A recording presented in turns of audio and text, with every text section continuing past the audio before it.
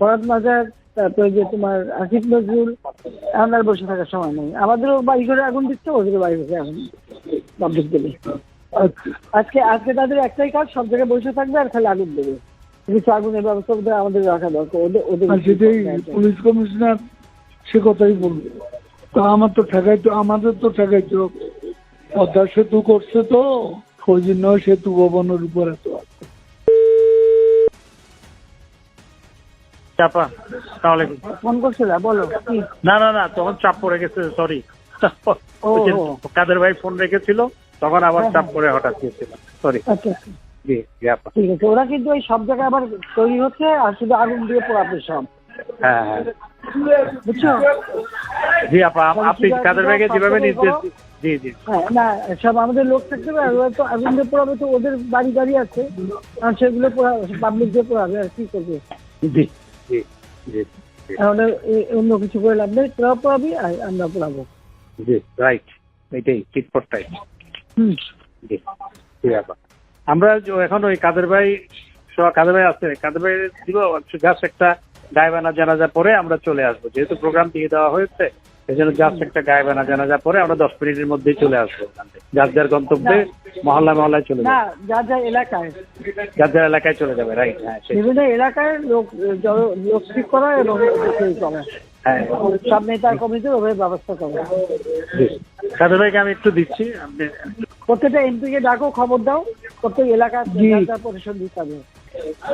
জি না, ওই যে তোমার সেতু ভবনে আবার আগুন লাগাচ্ছে, আমি একটা র্যাব পাঠাচ্ছি। আর আমি বলছি যে যেখান থেকে গ্যাদারিং আছে সব জায়গায় র্যাব এটাই দেবে।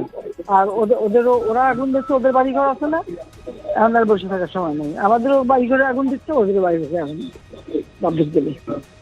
ওদের ব্যবসা প্রতিষ্ঠান কি কি আছে খুঁজে বার করবে। আজকে তাদের একটাই কাজ, সব জায়গায় বসে থাকবে আর খালি আগুন দেবে। কিছু আগুনের ব্যবস্থা ওদের আমাদের রাখা দরকার। ওদের সেটাই পুলিশ কমিশনার সে কথাই বলবে। জি, তো আমাদের তো ঠেকাইতো।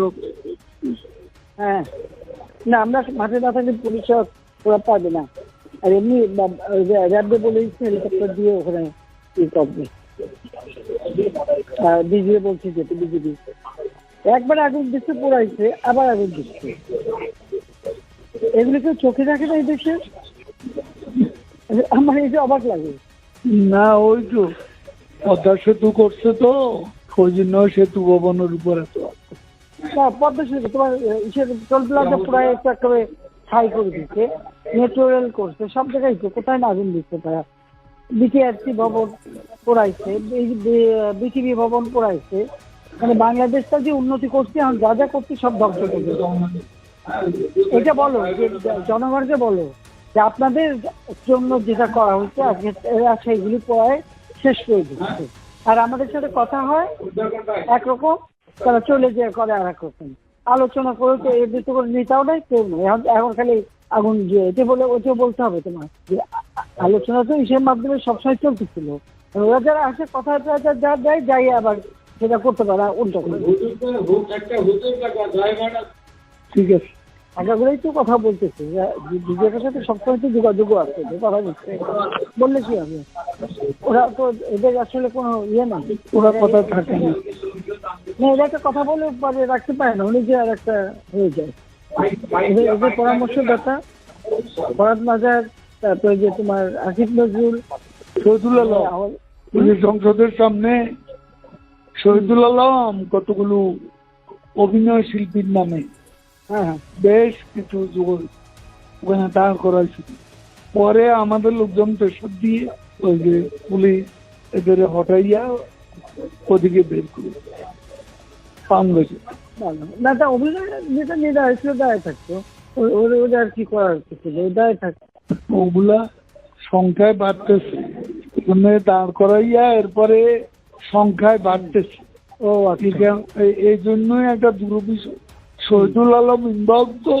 হ্যাঁ হ্যাঁ, কাজে ওটা তো বুঝে যে আমেরিকা পুরো ইনভলভ। আমরা তাহলে 23-এ যাই, একটু গায়েবানা জানাজাটা পড়ে। করো। জি জি, আসসালাম।